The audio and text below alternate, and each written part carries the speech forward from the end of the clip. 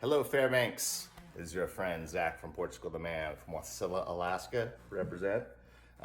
We have been lucky enough to travel around the world and meet amazing people from so many different cultures, and our love for that all started in Alaska. Growing up close to the Native Alaskan community and the stories and the language and their art, inspiring us. And so we've been taking that love with us around the world on tour. We've been doing land acknowledgments at each one of our shows for people, tribes from the area or been displaced to that area, sharing the stage with them, sharing an audience with them. It's been an amazing learning process for both us and all of our fans. It's been truly inspiring. And yeah, that all started from Alaska. So thank you very much. And we just want to recognize and support what you guys are doing for Land Acknowledgments, and that it's just the first of a series of events that's going on in 2019. So there's more coming. And we just want to say thank you to the supporters. Let's see if I get this right.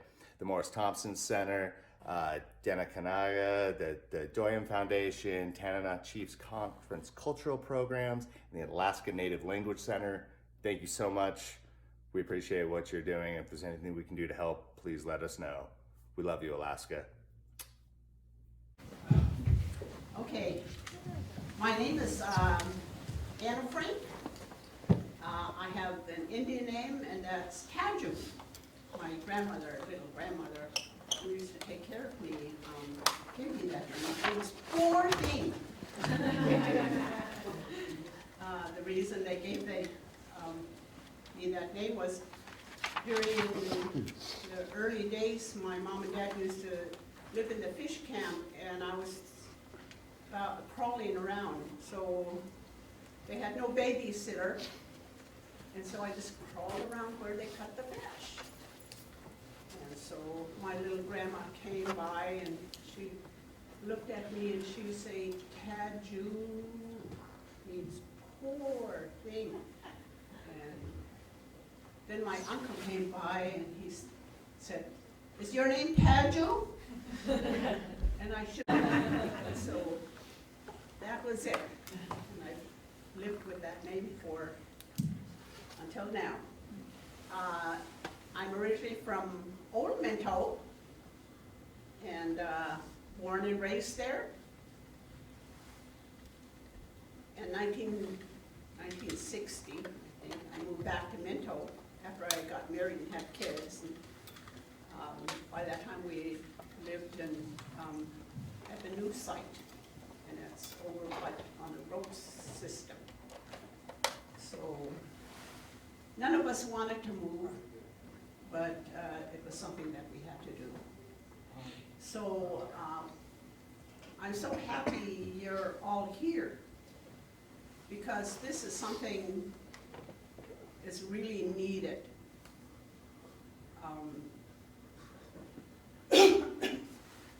A lot of us grew up without I remember my mom, like if she wanted wood, she would tell me in native, "Doot in that," means give me wood. And I understand those little short sentences.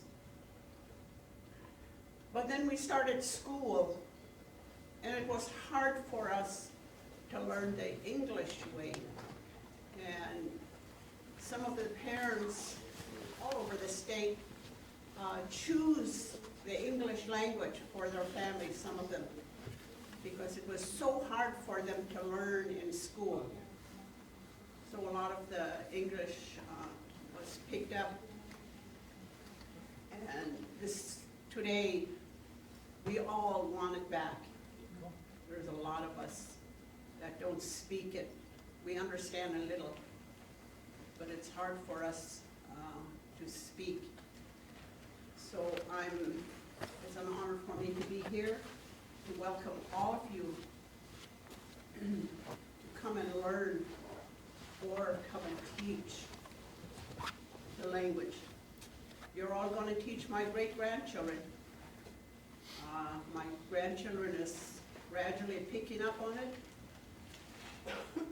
I have one working in Anchorage right now, and she's really interested in the language. And she's always asking me, Grandma, how do you say this? And without knowing it, I'd start saying a word, she'd say, wait a minute. And she has a tape recorder. Sometimes she tape records me when I don't know it. So I have to be careful of what words I use. But anyway, I'm so happy. I'm really, really thrilled to have this happen. I start using words on my great-grandsons. So the first word they learn is sitsu. Sitsu means grandmother. They call me Grandma in English, and they call my daughter Sitsu. I don't know why. Sitsu. But that's how they choose to do it. And so those were, the youngest great-grandchild is 3 years old. So I'm picking up just one word for him so he could remember that. And the older one too, I use words like stop it, and get away. One time I said to use a word to a teacher, and she said they told us not to use that word, it's too negative. And I told her, no, it's not, because you're helping them by that word in some ways tell them it's a danger area. So you have to kind of explain even to our younger teachers. And I said, besides, they don't know the meaning the non-native. They don't know the meaning behind our language. So we have to explain that. And I hope she's using that again in our language. But I'm excited because I want to learn too. I want to learn our church hymns especially. I'm an ordained minister, the first Native American woman to be ordained in the Episcopal Church. So I want to translate or help sing our native songs, which our grandmothers sang in the church. And so I want to thank U of A, Denakkanaaga, Doya Foundation, Morris Thompson, Canada Chiefs, for all what you're doing to help us get started. And it's going to be a long journey, but it's going to be a fun journey too, because once you learn the language, the stories are so much more funnier.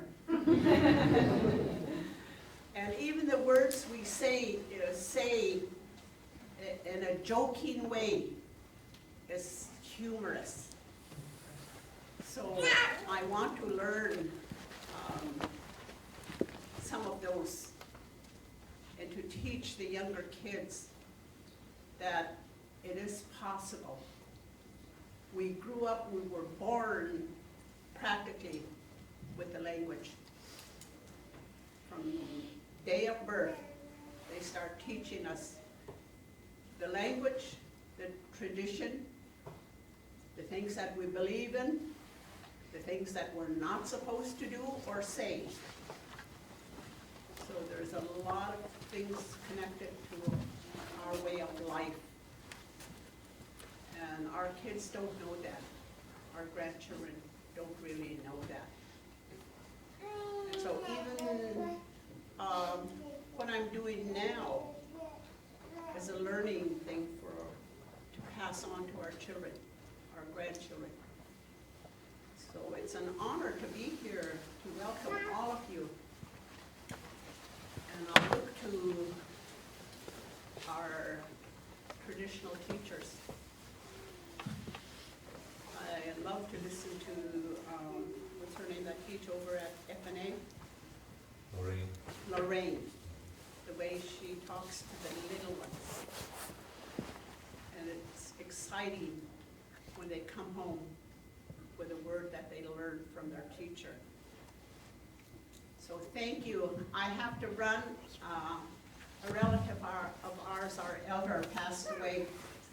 And the ones that's putting on the potluck, they're all young people. It's her grandchildren. And they have no elder to help them and teach them what part of the meat you give to a man, what part to a woman, and what part to give to a child. We have to teach them as they walk with us. So that's what I'm doing when I leave here. I'm going there to help out the family. Thank you so very much. That's it.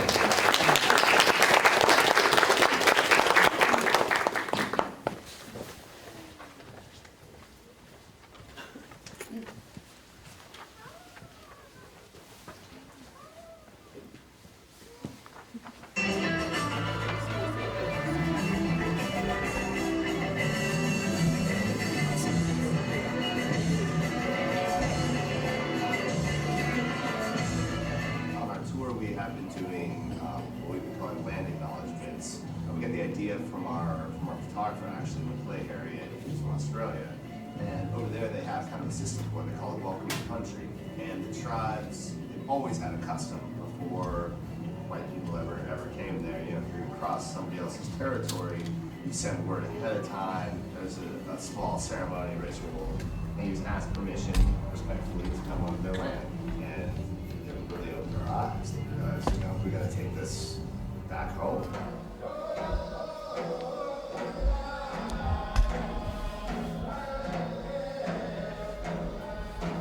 Basically every night, wherever we play, we ask First Nations people of the area from there or were displaced there, and we're just donating a piece of our set. Throughout the country and in Vancouver and Montreal, I was able to set them up with tribes. Sometimes it was chiefs, sometimes it was chairman, sometimes it was a council member or just a culture bearer, a culture leader. So tonight, feel this place, you feel this energy of the spirits of this place. And you listen to this music, remember this. Remember, it's the women that matter. We have a platform, we have an audience, and so we just let them do whatever they want. Sometimes it's been political lectures, it can be poetry, it's been song, dance, and it's shared learning experience for us in the crowd. In some places that they had shows, I knew and I had to deal with the fact that there were no more First Peoples of those land anymore because of removal. One location was in Iowa. They did a show in Council Bluffs, and we really had to search high and low because original peoples had been removed all the way up towards like Michigan and all the way to Oklahoma. Some of the locales ended up being kind of heartbreaking, but it just goes to show why it is so important to recognize and respect the First People throughout the country. They put the indigenous people first. That's what goes on first. Before the show, before anything happens, they give our people some time just to show people what our culture is about.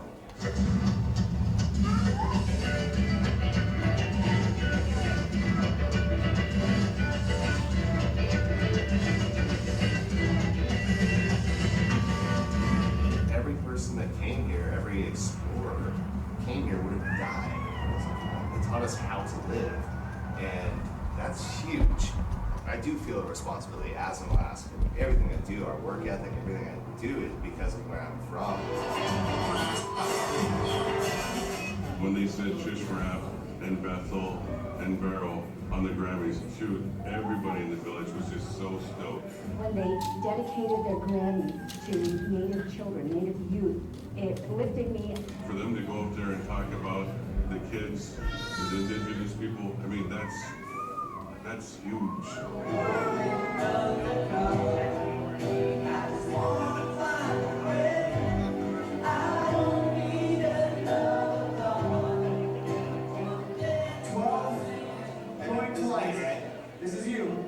This is you. I want this one. 12 sold 15. 15, he said. He just raised himself. Can I see the medal? We are spreading light, we are spreading love, and that's what's going on. So anyway, Portugal name, everyone give a round of applause.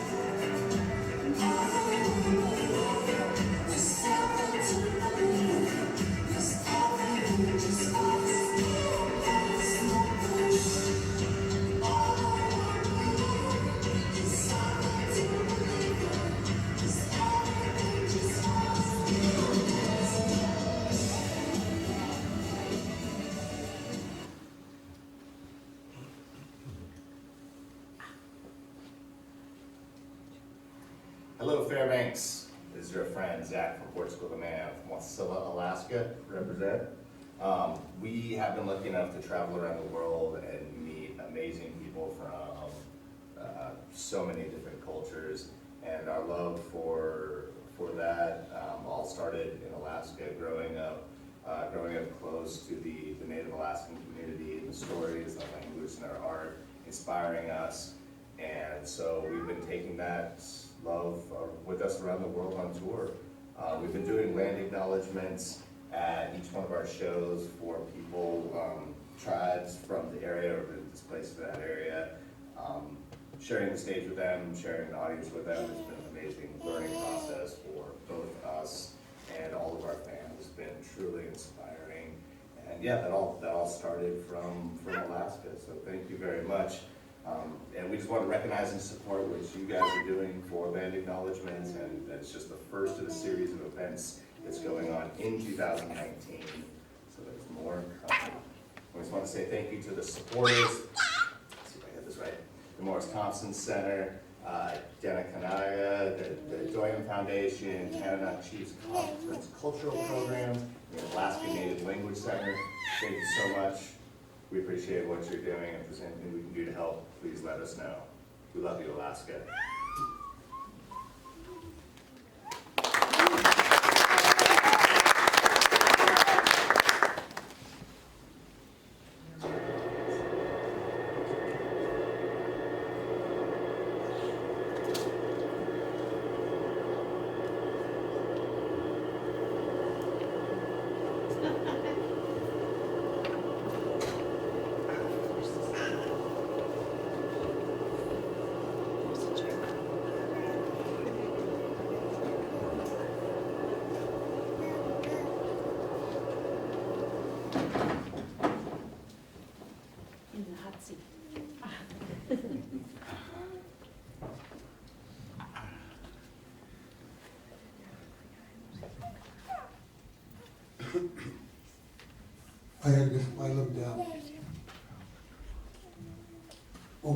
Omiak suan kan good jiu kayat mak namak. Jiu kat kayat matum nunam yui. Akamani mana nunak pailan kaisat nakaksuki. This is I'd like to acknowledge the first people of this land who first came and established this and made it home. Before we begin our talk, this is and I want to first to thank Doyen Foundation and Morris Thompson Center for allowing us to be here tonight. As Reverend Frank said, this is very, very important and important work that people as collectively we're doing, and so that's really nice. And for those of you who are here, thank you. But first and foremost, for those people who were here before us, and the people who established this land first, those are the ones that we'd like to acknowledge first. I was kind of put on a spot. Oh, by the way, my name is Walkie Charles, and I'm a professor at the University of Alaska Fairbanks. I'm originally from Imama, and I teach the English language. We were kind of put on the spot as to what land acknowledgement was and what we needed to do to represent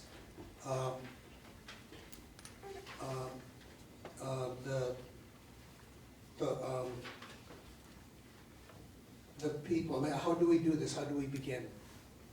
And so, in any region that we do this, it's different. And so there's no right or wrong way, but because it's all good. And I want to quote from Jeffrey Keel, who said, "We were a people before we the people." And so he's the 20th president of NCIA in 2013. There's people in many countries, in several countries, who've already started land acknowledgement, which is every single time before they do a show, before they do a public presentation, before they do a program or a graduation or commencement at a university. Places like New Zealand and Australia and Canada and the tribal nations in the United States always start by acknowledging the people who were here before us and the people who made this land home for so many. And it's become commonplace for them. Even policy.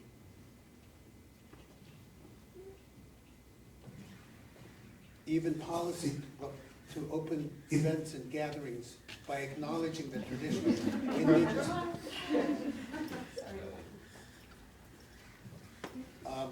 indigenous inhabitants of the land. So it's, some have and some have not. And some have begun at some point, and some people have. I was just talking with someone earlier.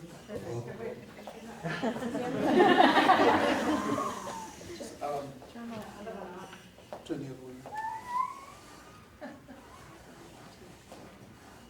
Can you hear me now? I was just talking with someone earlier who said that there were times at which, I think it was someone from the university who I was talking with, who said that they did this some time ago. They would always acknowledge the people of the land in every situation, every time they got together, and it just kind of went away. But I think it's really critical that we continue this and use this in every occasion as possible, because it's acknowledging the our ancestors. This is sacred land that we are stepping into, and some of us are visitors. I've been here for 35 years, and I still feel like a visitor because this is not where I was born and raised. This is my brothers and sisters from the interior who first resided, and so, I need to remember to acknowledge every single time that I make a public presentation that this is Dene land, and that people were here before even it had names like Fairbanks. And so we have a group of people who are going to talk about their views of land acknowledgement. It's, as some people were saying earlier, or that I was reading earlier, some of it is simple, and yet not so simple. And the not so simple is the fact that it's sacred every single time that we make this acknowledgement. We should take a moment of silence when we do this. And so for me to come and moderate this, I'm really honored and truly to do this. And so what I'm going to do is I'm going to have folks talk from the panel, and I'll be silent for a while, and I'll have Allan, you want to speak?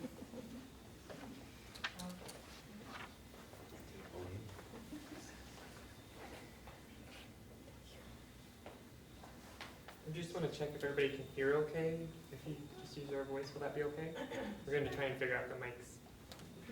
Can everybody hear me? Yes. Okay, if we could. Speak from the podium. Okay.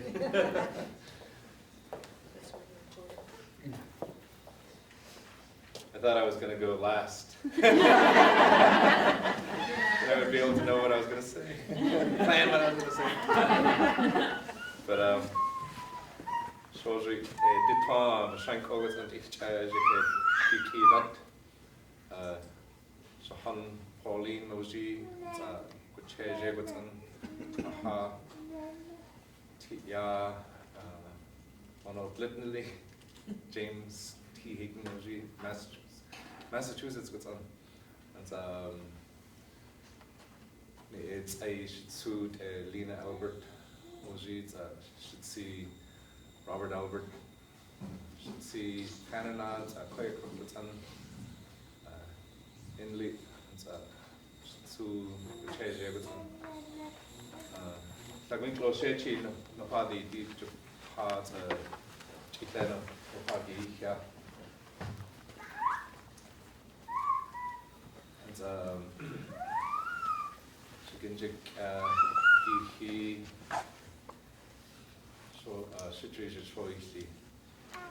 So I'm very grateful to be here with you this evening. My name is Allan Hayton. My Athabasca name is Ditton. I grew up in Arctic Village, and my mom is Pauline. She's from Fort Yukon. She passed just about 8 years ago.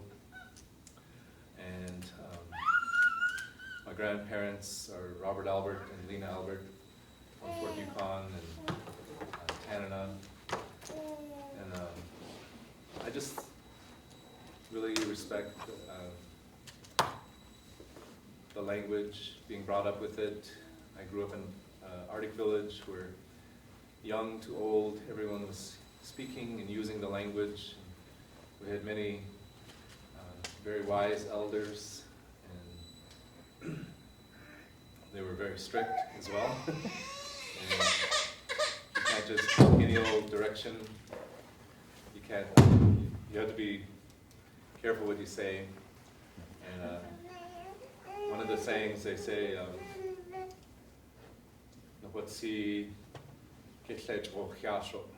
do not stray from the path that your ancestors have laid for you. And so we have to walk in our lives with that in mind, that many have come before us, and we're here because of them. And when you're out on the land, if you ever go to Arctic Village, and you're up on the mountain, and you look out, and you might think that you're the first person to ever lay eyes on that place, because it's just pristine, and there's hundreds and hundreds of miles of, I guess you would call wilderness. But we say, Itzi Nai Goche'in is their mark that they've left. They have if you look closer, there's a long history there of people that have lived there, and their blood is in the soil. It's a very sacred place, as Walkie was saying. And I think also, when we talk about our language, Anna Frank earlier was referring to it. It's not just adjectives and verbs and nouns and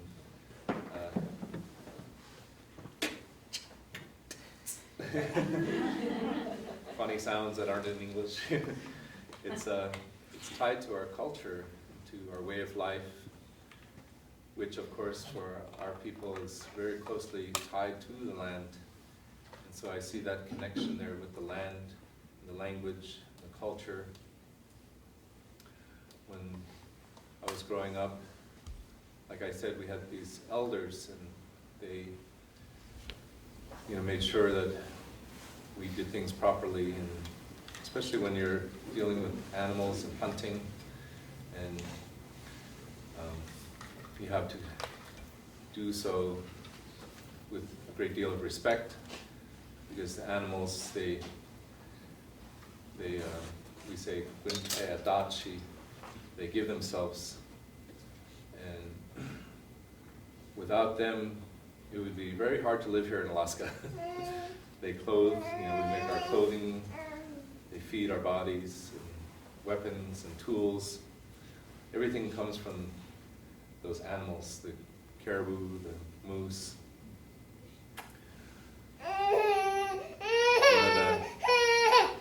One of my favorite speakers is Father Michael Alexa, who's a Russian Orthodox priest, and he always talks about the animals in this way. He says that they're faster and they're stronger, and they hear better, and they see better, and they can smell much better than humans can. And there's not any way that you're just going to sneak up on them.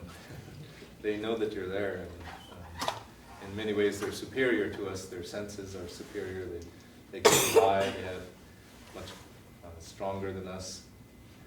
And so we're really dependent on them. And that idea of dachi, that's a very important teaching. There's examples you can look to from our stories. If you read that book, Neri Hinjik, it's Johnny and Sarah Frank, and in that book they talk about a famine. And in the famine there were many people dying just out of starvation, but there was a young couple with a small child who were traveling, hunting and looking. They didn't see any signs anywhere, no tracks, no signs of any game. And they were very tired after traveling long distance, but they built a fire and they had their home set up, and they went off to sleep, not even sure if they would wake up again. They were so famished. And during the night, that small child smelled something cooking. And the child got up and went to the fire, and there in the fire, there was a moose hoof. And the child got very excited and woke up the parents, and they all went and they began to dig. And they saw there was not just a moose hoof, but a leg and a shoulder, and an entire moose was under the snow as they were digging. And as they kept digging, it was not just one moose, but two. And those moose, in the fall, they battled each other, and they had locked horns and died unable to free themselves. They died locked together like that. In this winter of famine, in hundreds of square miles, that family just happened to build their fire right on top of them under the snow. And that family, they took from that moose and brought it home to their family, to their people, and they were able to save many people. And as I was reading that book, Johnny, Sarah, Frank, Neri Hinjik, I just realized I'm reading this book and this story, and the people that survived in this story are why I'm here. It was just this profound moment I had, just sitting. It was something I would do, reading this book, for example. It's written in our language on one side, and then there's English translation. When I was reading it, I was down in Juneau. There's not too many good gym down there. So I would read to keep myself in the language and connected to the language. So that's what I was doing as I was reading this book, and I didn't expect to have that moment with this book, and the realization, that connection to the story, a very deep personal connection, that my existence was tied to that story. So thank you, and I'm very glad to see you this evening. I hope you enjoy what everyone has to share. I'll see you all.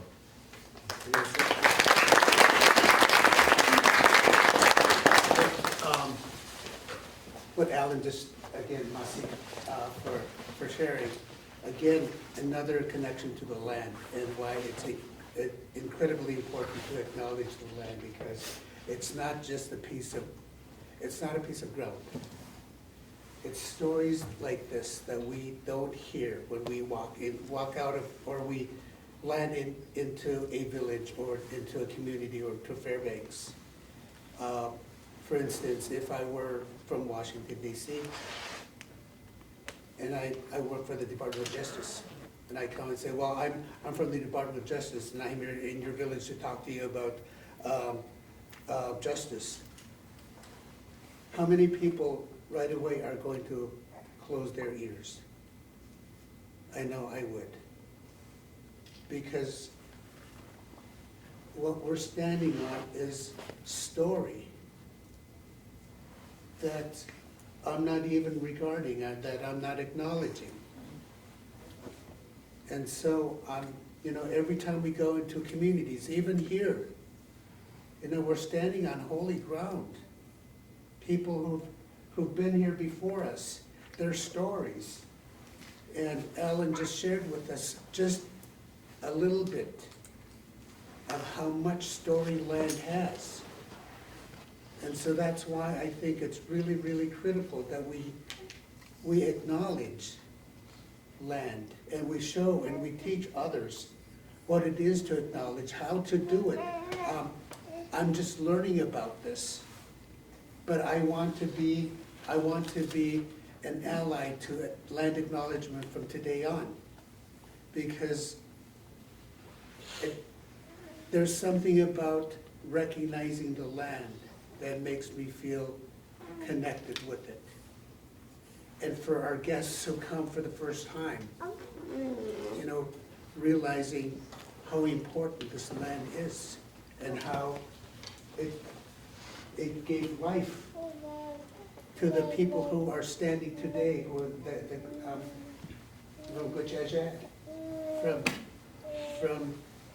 from our village. And just imagine how many other stories there are. So with that, I'm going to have one of you. Ron? Yeah.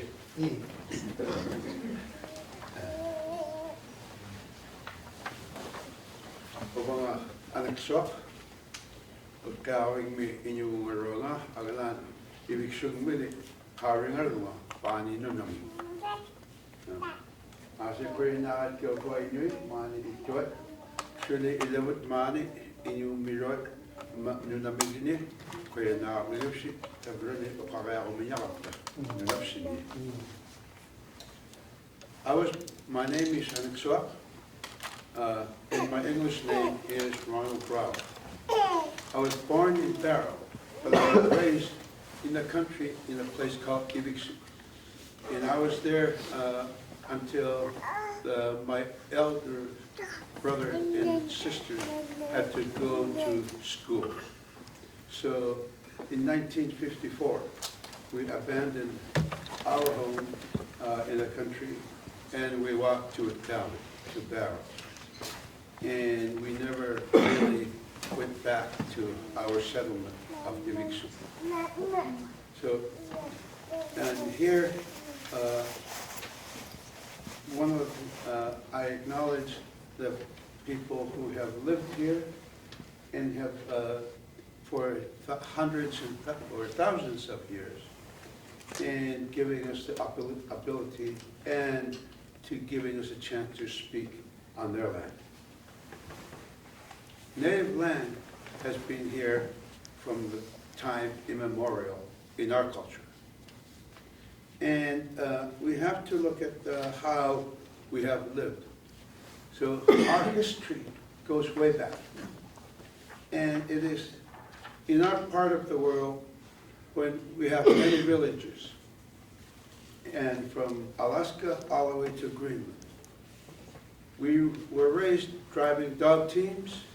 We lived in a traditional lifestyle, and every time we were invited or went to a village, we would set aside and as a group sing a song to the communities that we are going to step into.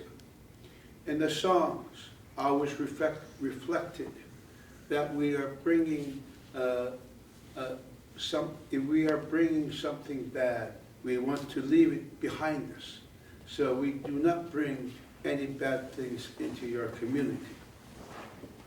And this would be acknowledged by the community in greeting the newcomers to the land and welcome them with respect and with song to push back any bad feelings or bad spirits that may have arrived with them.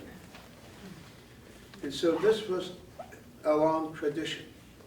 And if a person was coming to a new community, in the wintertime we travel by dog team. You step aside several steps from that sled to show that you are a peaceful person. And then you would be welcomed into that community. So when we look back, in this land, we have had relationships with the Kutchin and the Kutchin here for several thousand years.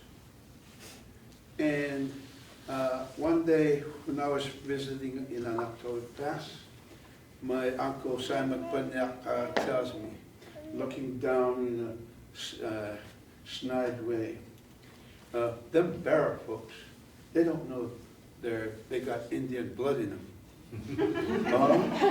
Wow. Us, we know that. We fight them, so we're not part Indian. So that always stuck to me. And here, we thought we were all Inuit and never having any relationship with the other part of our culture. And so as I grew up and as I get to my elder age, I began to find that since way back, our people among the Kutchin and Inuit of the north have been intermarrying for several thousand years. And it's in our blood, but we just don't recognize it. So in the past, our people have encountered other people since the 900s. In that time, there was the French coming over, fishing on the east coast around Iqaluit and in those areas around Newfoundland. And they would be coming over fishing. And from them, Inuit had learned French words of welcome. That was over 900 years ago, before Columbus ever came to America. And then following them comes the, what we call the Kaluna, the Vikings, who arrived among our people and also had intermarried against the wishes of their church to heathens and Skraelings, which was us.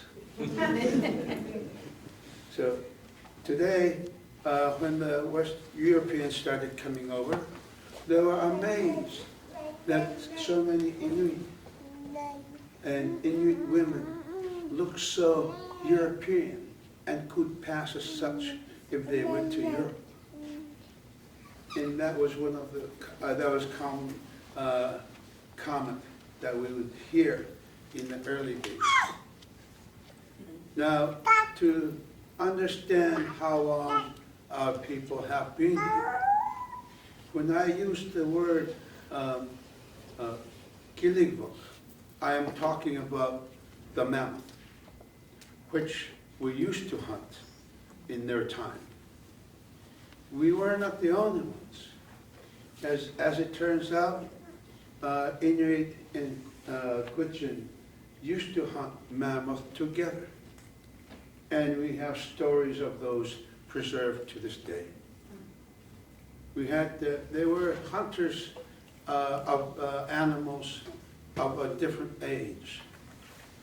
And we have, and they were wary of meeting the Tulurei, the saber-toothed tiger, who would cause harm to small communities. They were also wary and in a fashion attempted to wipe out another kind of creature, the Petersikak, a lion-like cat that roamed the Arctic. And so over time, our language has been preserved for thousands of years to the present. And so it is important to acknowledge that the life that the people has lived here is not what Europeans expect it to be. They think we have just moved in and developed, as in every time new technology was developed among our people, it is thought that another group of people came into this part of the world and took over. And they never really think of, they're comparing our development of our culture and of our history based on their own experiences of Europe, not what's happening here. And I can say that because if you think that we have been moving here and there, and we've been only here a couple thousand years, in December of 2018, it was discovered that our DNA is at least 8,228 plus or minus a couple hundred years old. So that gives a twist to the type of history Europeans want to place upon our land without ever having set foot in it. So in this way, it's not giving us the offer of respect, but it is applying the doctrine of discovery. And in doing so, they create a different kind of public awareness about us, because having come among our people, even marrying some of our people, suddenly they have become experts of us. And so we have to begin to repair this kind of relationship with Native community in the Western society, who is still fairly new in our lives. Now, I had never seen clothes made out of cloth until we walked to Barrow in 1954. When we got there, I was given a t-shirt and a little pair of those some kind of pants with the buttons in the back so you could squat and go back through, and those kind of clothing. They were the coldest clothing I ever wore. But I was very proud that I had something new. First time I had rubber boots. So these were new things. And you know, a lot of people don't think of Alaska as, only think of Alaska as being the state of Alaska. The place where I grew up, in Ocala, we were already in a military situation with the Office of Naval Research and the Department of the Navy. And so when Alaska became a state back in 1959, we were not part of it because there exists the Federal State Compact Act, which lays out the boundary of the state of Alaska and separates the territory of Alaska from the state of Alaska. If you look at the law, you'll find in the Alaska statutes the agreement, the Federal State Compact Act, that lays out the boundary of the state of Alaska as being from the north, from 141 degrees following the Porcupine River to the Yukon River, 5 miles north of the Yukon River to 161 degrees longitude, and then south to the Kuskokwim River, 5 miles north of the Kuskokwim River, following the coast all the way down through southeastern Alaska and back up to 141 degrees at its southern border. So that is the state of Alaska by law. The rest of it is the territory of Alaska. And people forget that, because what's happening is that the doctrine of discovery is being applied upon the entire state instead of recognizing that there's sovereign people that also live here. And that's why we call it valid existing rights. We still have those valid existing rights, and we still are nations. We still speak our language. And so I bring to you a different point of view. Those of us who have been living in the north have, since the 40s, began living with people that have come to our country. We have developed our Inuit self-determination, and it is looked upon as something of an innovative governance. Well, we live in the territory, and so when you are in the territory, instead of people should not assume. They should rather look at what is happening there and how they are a part of it. People forget that you are guests in our lands. Just as when we come down here, we're guests in their lands. And we must acknowledge that. We must always acknowledge that difference, because we have occupied this space for a long time. Being, as a visitor to our lands, no matter how long you have been, no matter whether you've worked in our community for a while, or you've been among us for some time, one of the bad things that happens to delegitimize our lands and acknowledge us as being part of this land is that the people who are now working for us suddenly become experts on Inuit. They want to talk for us.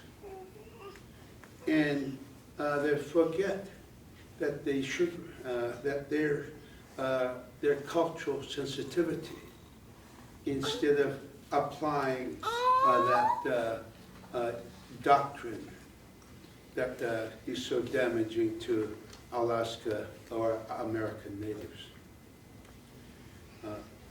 So when I look at things, mediocrity creates a system that assumes everybody is on the same level of a playing field, whether it's education, whether it's hunting skills, or experience living among Inuit. Yet, the system rewards the new people coming in with privilege, who have privileges of education of certain types and some work experience. And when they come in, they're taking jobs that normally would go to Inuit, or they become culturally complete and therefore rewarded a higher paying job than Inuit. So this kind of pattern strings all across. But we must remember, and as we look at the things, equity must take into account the kind of barriers that are promoting one culture over another without acknowledging where they're at. I think it's important that we reverse this. It's not racism that I'm talking about. It's not because if racism is to be pushed, how can we reverse or say people coming to our lands? I always say, when we're talking in our language, and quit talking about me. They assume that we're talking about them. This privilege is an uncomfortable feeling when it is expressed in those terms. And so we need to go beyond coloring somebody this or that. And take a look, and don't speak above somebody else when they are speaking.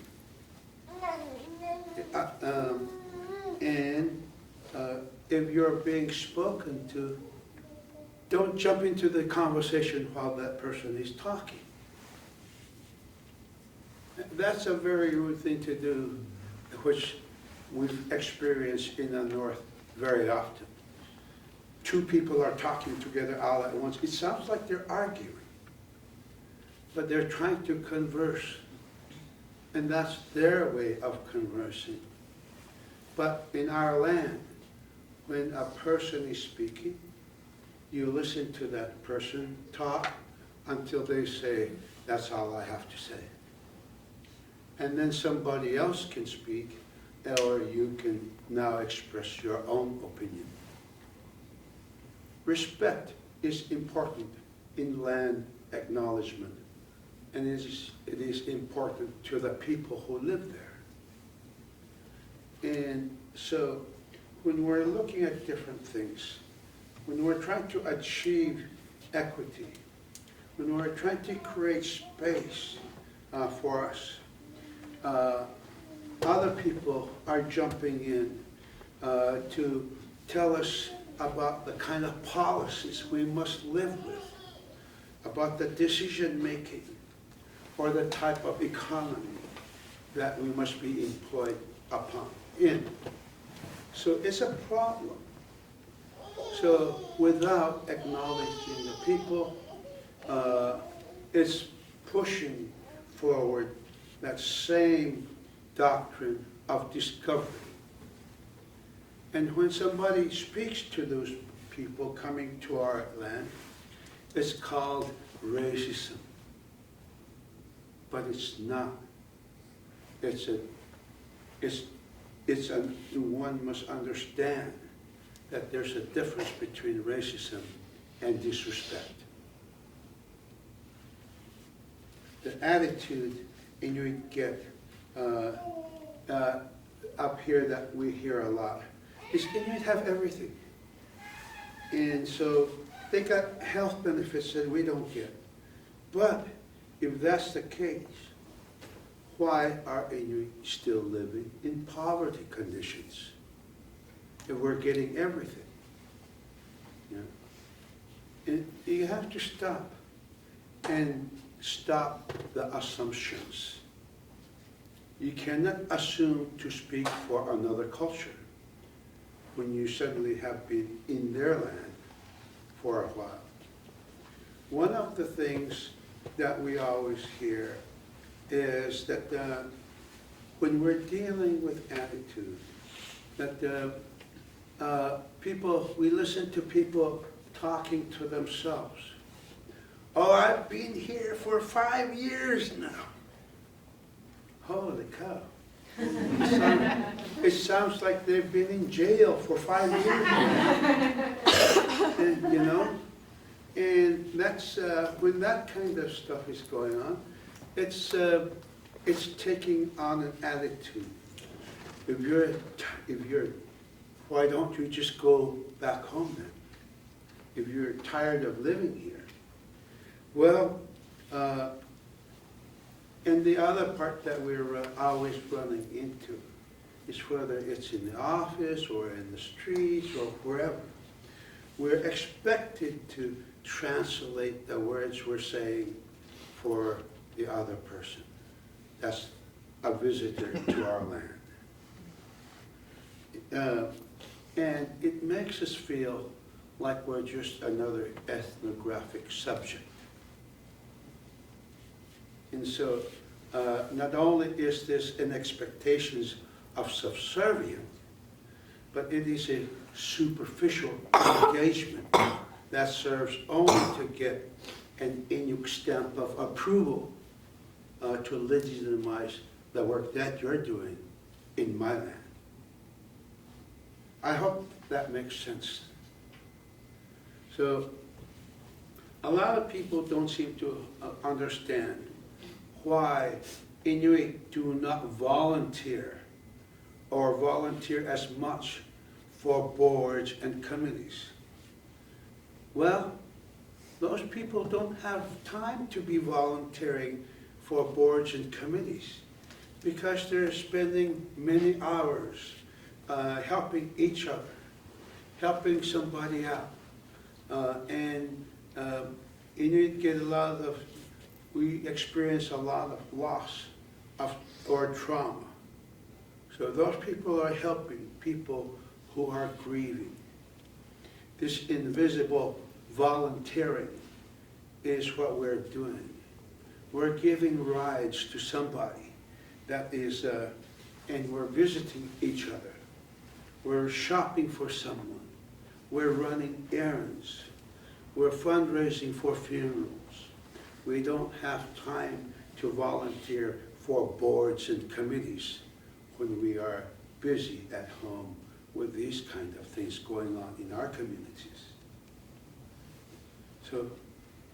So we have to deal with this and understand that the things that are going on and the type of acknowledgement that you transfer to the indigenous community has a big impact on their perception of you. People don't think about it that way. So it's when you're dealing with different issues, you have to remember that we have different things that are happening. Our Inuit continue to suffer and feel dispirited in many ways, which has led us to include suicide and violence as a copy of the other world, of the Western world. And it is a big plague among us.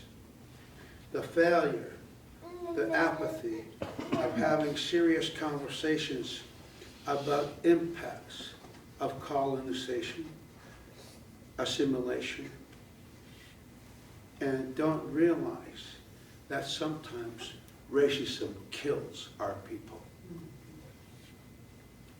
So we need to improve our social relationships and our social conditions. So that means stop talking over the person who's speaking. Quit cutting off somebody who's making a comment before they finish their statement. These signal to people that they're not worth listening to. So think about that and the emotional energy that is driving others. Now, when we're talking in our language, our friends who don't understand our language become defensive. They change their narrative, and they become so-called white-centric or very individualistic in an effort to maintain power. We're not looking for power. We just want a relationship where there's an understanding between you and I. And that's what we should be recognizing. We must admit that power and privilege that many people grow up in are affecting us, and these things are not normal. And once you recognize that, then you are on the way to acknowledging the landholders of that land. Thank you.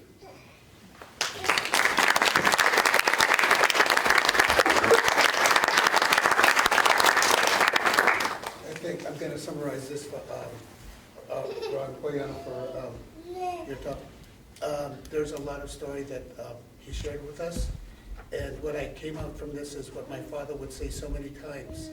You know, as outsiders coming in, we don't know the story, but if we take the opportunity to listen, and maybe the opportunity to observe, then we too might have a story to tell about the land from which these people come, and then build that relationship or that trust in working together as cohabitants. And so that's thank you, Ron. You want to talk some more? I actually have to apologize, everyone. I'm running late for a plane. But I really appreciate the opportunity to share in this evening. Masi chuan hoi cha Nathan masi. Aha.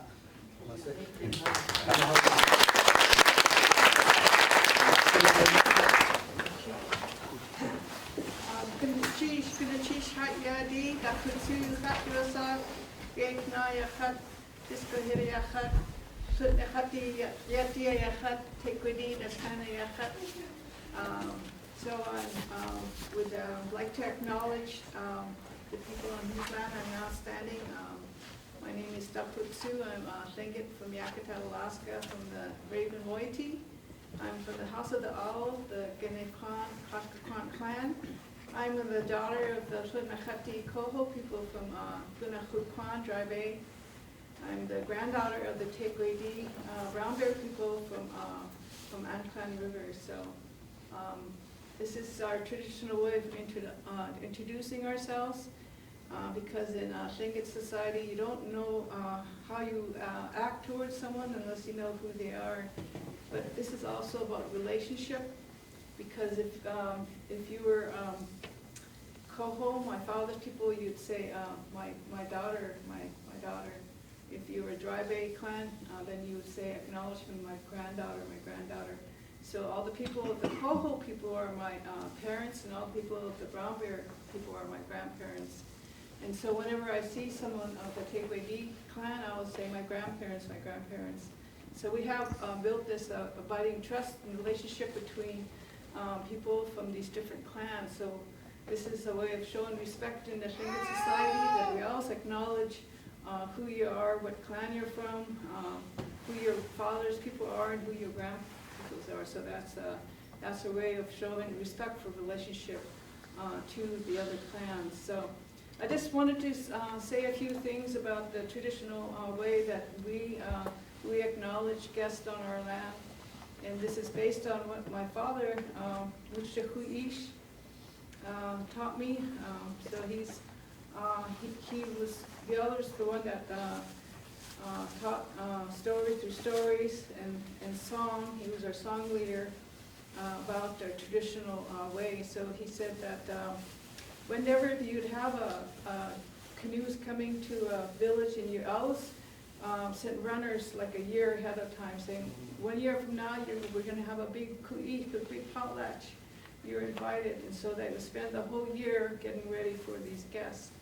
You would put lots of goods together, and food, and all this. And so he says this, for example, if you were coming to Sitka, you would stop on the island offshore. You'd get all decked out with all your beautiful regalia, clothing, and then you would come on the canoes, and you'd be coming in singing singing to the community you're going to visit. But you would stop just offshore. So if you're coming in a canoe, you'd stop offshore. And so they would say, do I have permission to come ashore? So somebody would come out and they would lay eagles down on the water. Eagles down is a sign of peace. So they would lay down the eagles down and say, what are your intentions there? Who are you? So you would tell them who you are, just like I introduce yourself. I'm this clan, you know, I've come here, and then sometimes you'd get permission. Sometimes you'd be coming, do you want to hunt on this clan's land? And you say, I want to get permission to hunt on your land. And so they would say, yeah, you have permission to hunt on our land, but you can only take so many animals or so many fish or whatever. They would tell you exactly how much you're allowed to take. So, but then, you know, after this formal ceremony, you'd be walking the shore. And if you're really, really high class, they would carry your canoe up on the shore. And so your feet wouldn't get wet stepping out. So this is our traditional way of bringing people and acknowledge them and respecting them to their land. So my mother always said, even if you had a visitor and you welcome them into your home, the longhouse, the traditional house, you'd make sure even the fire had special wood that didn't spark. And that, I thought that was just so awesome, because you didn't want any sparks in your fire, and that would be disrespectful to your guests. So they treated their guests so respectfully that they would be very careful about what kind of firewood they would gather. And you see in our traditional welcomes, we would sing an outside song. So if you're coming into this house to dance, we would sing a song on the outside to say that we're here. So we always have these outside songs that we would sing on the outside so we have announcing here, I'm here, I'm here outside. So we always had those songs that we would sing, the special songs, just called the outside songs. So I asked my nephew, he's married to my niece, and because he's a young person, he's very knowledgeable about that. And he says, well, what do you think about this? And he said that respect was the backbone of acknowledging land ownership for Tlingit people. When we welcome people from out of town, our speeches to each other were out of respect for one another. That's how his uncle put it. And he said the same was for when we were going to a different town. We would wait until we were invited in, then we went through the protocol of showing respect for each other in that respect. So when I'm thinking about what is the purpose of land acknowledgement, is to acknowledge, of course, the land on whose people you're now, is to show respect, and also it's about relationship. Because when you're coming into a community, there's always a purpose there. There's always a reason there. So you have to acknowledge that relationship between your people and the people that you're in their community. So I'm from Southeast, but I always talk about my people are from Atna. So I always acknowledge my Atna grandparents. And I used to always go to this NCI, and the chief from Atna, he'd always get excited. He'd be my escort all the time. He's a really well-respected chief. Because I always, whenever I did something, I always acknowledged my Atna ancestors. And it's 900 years ago, but they're still my ancestors. So I always acknowledge this relationship from that all. And the protocols, so you always have permission to be on this other people's ground. And I always want to acknowledge the sacred ground, because we are on sacred ground. And when you do that, you also thank the people whose sacred ground you're on, and also pay respect to the elders and past elders. And so I just wanted to finally just mention there is a publication and talk about what is land acknowledgement, and I wanted to read what it said. It says, acknowledgement by itself is a small gesture, but it's meaningful when coupled with authentic relationships and informed actions. So this is beginning of opening to a greater public consciousness of Native sovereignty and Native rights. a step towards equitable relationships and reconciliation. So naming is, it also talks about who gets the right to be named and what stories are honored. Well, what is erased? The acknowledgement of traditional land is a public statement of the name of the traditional native inhabitants of a land. It honors their historical relationship to the land. So it does mention that it offers recognition and respect. It counters the doctrine of discovery that Ron was talking about, and it talks about the true history of the people whose land there are, and it creates a greater awareness of the history that has led to this moment. And it also begins to repair the relationship with Native people and the land. So these are a couple of things that I wanted to mention because land acknowledgement is a big step towards acknowledging and the reconciliation of the history that has gone on between the U.S. And the Native people. So, Ms. Sheesh, thank you.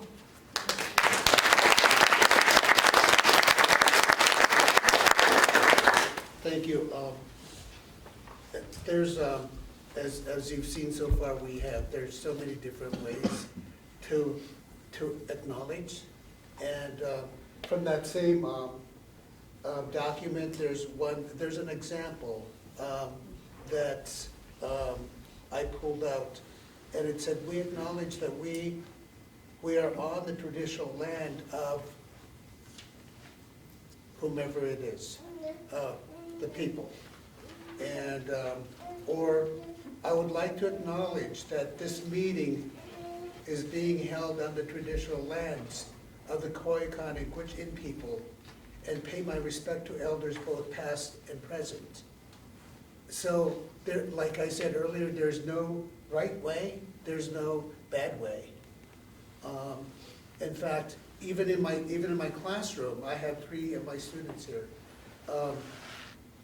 When they come in late, and I teach Yupik at the university, and we only have that space where we teach, where we learn the language on Dene land, but yet the classroom is where we do Yupik. And so they're my kids, they're all adults. When my kids come in late, they stand at the doorway every single time. I mean, they're not always late every single time, but when they are late, when they come in late, when they do come in late, they stand at the doorway until I acknowledge them. And that's them showing respect to the land on which they're learning the language. So with that, I'm going to have Hishinlai. Hishinlai. 4 hours. Shorji Hishinlai Oji, Bachaje, what's Aniki, Shahan Catherine Oji, it's a Koyukon Li, that's a Shiti Stephen Oji, Vashrai Ko, what's Anili, Dit Hai, which Enili. That's a Shitsu Sozan Oji, Vashrai Ko, what's Anili, that's a Shitsi Peter Shajol Oji. Peter Shajol, Ba'at Dule 12 Li.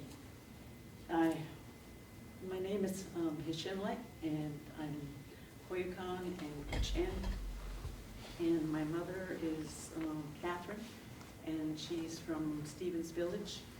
My father is Stephen, and he's from Arctic Village, but he's Dit Hai Gwich'in. And my grandmother is Sozan, and she's Gwich'in, and so is my grandfather, Peter Shutchel. He's also Gwich'in from Arctic Village, and he had 12 wives. So that's pretty tired man. Anyway, I do teach at the university. I teach Gwich'in, and I have been teaching it since 2002. Gwich'in is not my first language. I had to learn it as an adult. And learning it was a really tough time because I didn't have the support from the speakers who talked. But I persevered, and then I became good enough to become the instructor at the university. So one of the things that I've really learned is with land acknowledgement is that you really have to have mutual respect for the culture of whatever culture you're going or are on. And the other thing that I want to say is that each and every person has a whole different history, and that history really affects, like if you're a language learner, or if you're a language teacher, or if you're a speaker, it really does affect how and how you behave. And so I really see this in my students. My students are from all over the world, and when they come into my classroom, they think it's all fun and games because we have a lot of fun in the classroom. But when it comes to culture, I really do force them to respect the culture. For instance, we just had a whole unit on animals. And some of the students would say, oh, isn't that cute? Well, that cuteness is what we eat sometimes. And that cuteness, we use the fur, and we have respect for the animals. And so what I had to do is say right away that we have respect for those animals, and we totally respect them, and that's the way they should be thinking too, and it's, the respect is reciprocal, and so those are the kinds of things that come up in the classroom. And as far as language learning and teaching, to understand what the history of the speaker is, and the speaker should understand the history of the language learner. Like, why is it important to learn the language? It's because it affects our identity, and our identity is a big part of who we are. And so if I say I'm Gwich'in, and I don't speak the language, I can still say I'm Gwich'in, even if I know certain parts of the culture. So I think that the identity and language learning really go together, and it really helps to understand like the nuances, as Anna was saying, like the nuances of the language, like when there's a story said or different things said, that it's funny. And if you translate it into English, it's just not funny. It's not the same. And so, and it's just like, and so that's the main part right there, is like, you understand the nuances of the language. And I think that also, that all of you, or most of you, are adults in here, maybe there's one little kid, and, but as an adult, you can learn an indigenous language.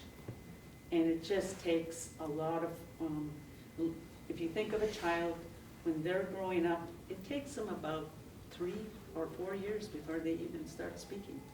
So think about that. When you're an adult learning a language, that one thing you have over a child is that you have life experiences, and that you can use that to speak the language. And also know that I don't care who you are, you're going to make mistakes in learning the language, and that's just part of language learning. So that's all I have to say. And so, masicho.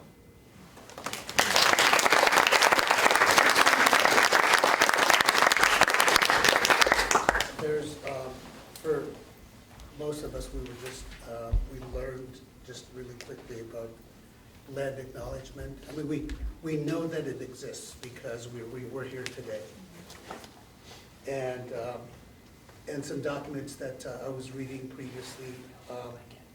I took notes, and one of them was simply yet powerful. Acknowledgement is simply yet a powerful way to show respect and a step toward correcting stories and practices that erase indigenous people's histories and culture, and toward inviting and honoring truth. And so I thought that was really, really, really powerful. And where can we do these? We can do these in cultural venues. We could do these in the classroom, in conference settings, sports stadiums, all acknowledging traditional lands. And the thing is, and when we do it, I hope we don't go, well, you know, we're gonna, that's not respecting. If we're going to truly acknowledge the land on which we are guests, let's find the protocol. Ask people, ask elders, ask people older than we are, you know, how should I do this? And what should I know? What should I not say? But what can I say? Because I want to do this right. I want to do this properly. I want to do this with respect. Because it's my entree into that space in which I'm the guest, and I may want to come back. And so how would I do this? How could you help me so that Hishinlai was talking about mistakes. How could you help me with the mistakes that I might make before I get there, so that I do it properly and with dignity and respect? And so, again, like I said earlier, there's no recipe on how to do it, but I think the best way to do it is by practicing and doing your homework, like, who are these people? Where are they from? And how should I honor them? One thing that I caught from Hishinlai, and thank you for sharing, is when she introduced herself, it was really, really powerful, because she acknowledged her mother and father and her grandparents as in the present. My mother is. My father is. My grandparents are. Because they're here today.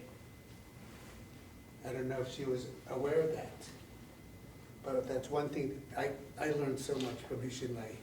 I'm her little tail. I'm learning little which in Shoji, Walkie. And so little things like that. And for me to, you know, like I said, I'm her little tail.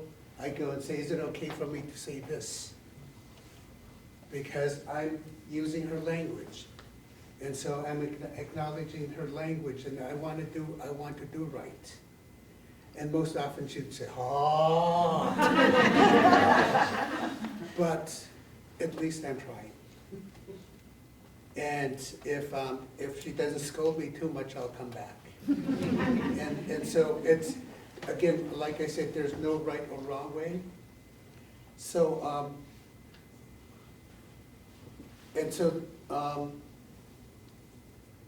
but whatever we do is a first step. And every time we do it, we might want to do it a little bit better, because we've learned from that little mistake. Or where to position yourself. Where do I do it from? And if I were to come into a community, maybe I should call in advance and say, I'm coming in, and this is what I would like to do, but I would like you to invite me first, if that's okay. And so that I don't go and say, well, I'm on your land and this is what I'm gonna say because no. I would like them to even 2 days, a week before, call them and say, well, I'm coming to your land as a guest. And is there a formal invitation that you might do? And so, and what should my response be?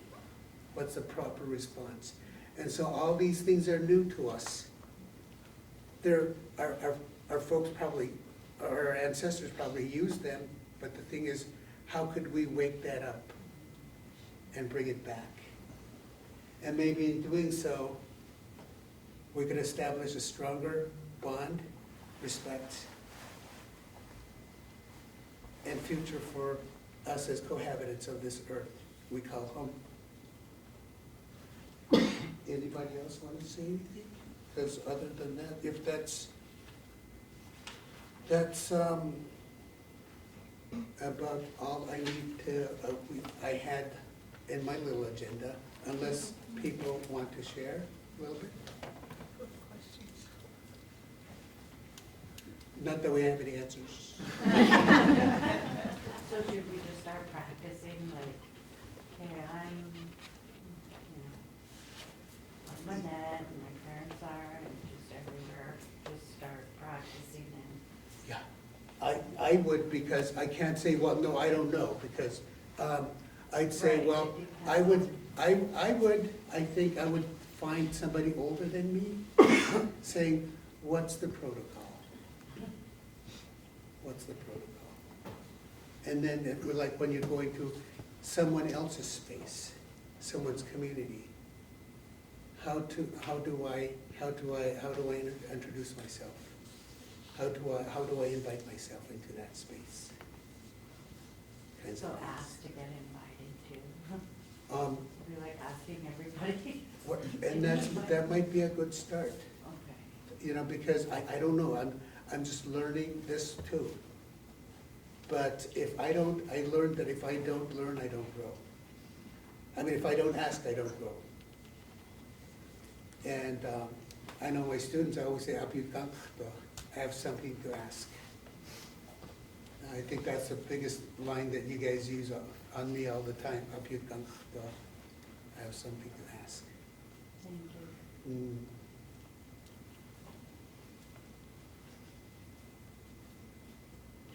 Again, the thing that brought us here together tonight is land acknowledgement.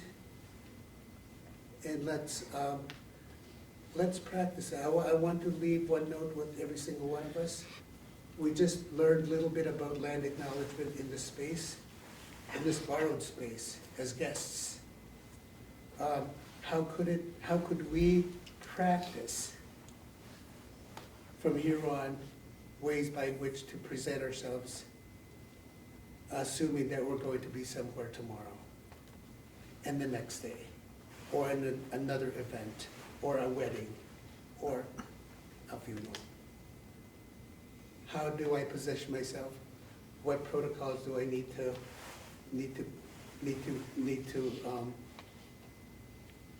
keep in mind? Who do I ask?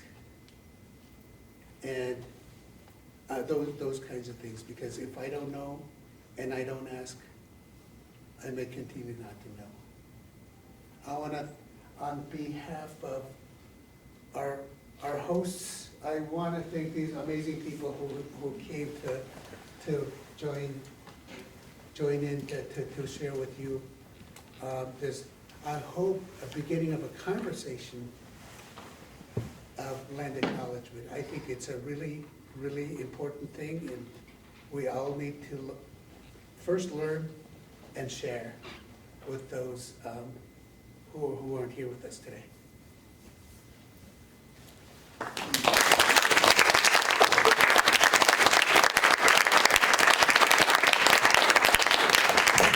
just want to include you in a thanks on behalf of the hosts who invited you here today. This event is the first in a series of events in honor of the International Year of Indigenous Languages, and this is a collaboration between the Alaska Native Language Center, Doyon Foundation, Denakkanaaga, the Morris Thompson Center, and Tanana Chiefs Conference cultural programs.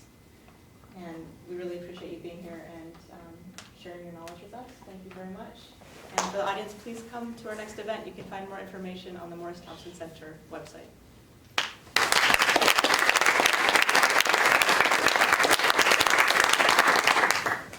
have a question. Yes, thank you.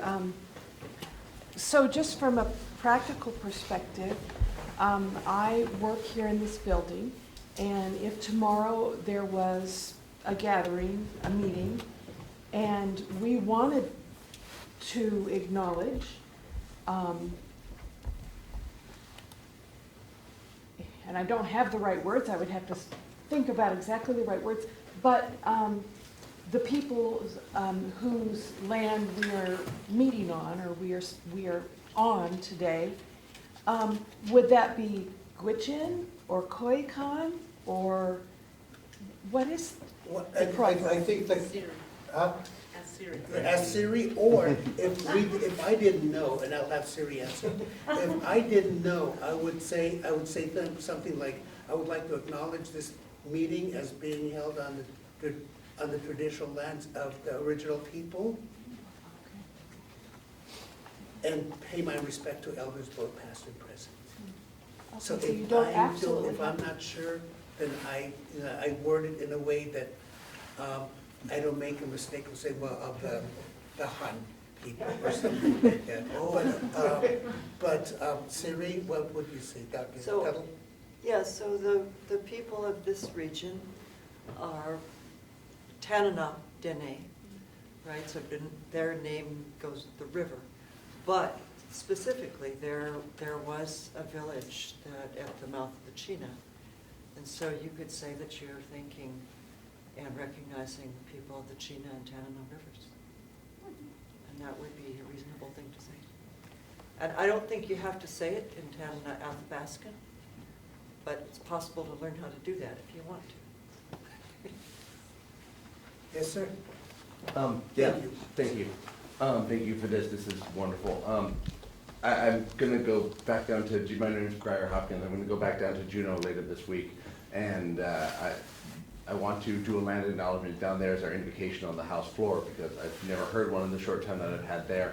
Would it be more appropriate to do it for specifically the Klinka Haida? Is there a way to do it for the whole state as a whole? For the indigenous cultures of all of Alaska, because we represent all of Alaska down there. And then also, I've been working with my Alaska Native colleagues down there to try to get a resolution or something to understand and recognize the Year of Indigenous, the International Year of Indigenous Languages. And I want to work with Siri and all of you to help make that possible, because we need your help as well. So how would I go about getting that land acknowledgement for as wide of an area as we could, or would it be more appropriate to do it specifically for the Klinka Haida area? My immediate response, because I'm learning to, would be, who was there first? Okay. Taku Kwan. Taku Kwan. And I would ask Hune, Lance Twitchell. Yeah. Okay. He lives in Juneau. Everybody knows him. Just ask, where's Lance? All right. And Dr. Hune Twitchell is a professor of Tlingit at the University of Alaska Southeast. Thank you. Yeah, that's the Taku Kwan, and whenever we come down there for celebration, the Taku Kwan recognizes us as we get off the plane. That's how, how formal they are to actually acknowledge the people coming there for a celebration. The Taku Kwan representative is at the plane when we get off, and so we sing a song of acknowledgement when we get off the plane, yeah. Thank you. So I charged every single one of us to practice. And I really appreciate you coming from Juneau to share, to join us in this, I think, a very important celebration of the acknowledgement of land. And I charge every single one of us to practice from today on and share it with our families. Masicho, no, Koyana Chaka. Kunush cheese.